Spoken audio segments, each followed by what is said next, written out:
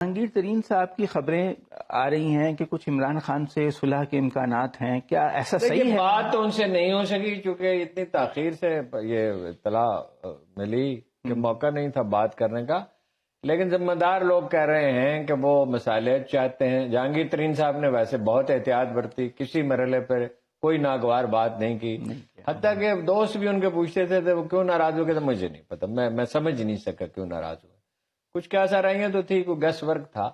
تو جہانگیر ترین صاحب محتاط رہے اور میرا خیال ہے ان کی صلح کا امکان موجود ہے، کیونکہ انہوں نے کوئی ایسی بات نہیں کی۔ ممکن ہے وہ پارٹی میں ویسی اہم پوزیشن ان کو دوبارہ نہ ملے، اس لیے کہ بھئی یہ جو مشکل وقت تھا اس میں تو اور لوگ ان کے ساتھ کھڑے رہے، محتاط بھی وہ ہو گئے ہیں، تو ظاہر ہے جو ان کے مخالفین پارٹی میں تھا۔ لیکن جہانگیر صاحب ترین صاحب جھگڑے میں پڑنے والے آدمی نہیں ہیں، بہت سینسیبل۔ انہوں نے مخالفت میں بھی عمران خان کو بلو دا بیلٹ کوئی ہٹ نہیں کیا، کچھ بھی انہوں نے کوئی ناگوار بات کی ہی نہیں۔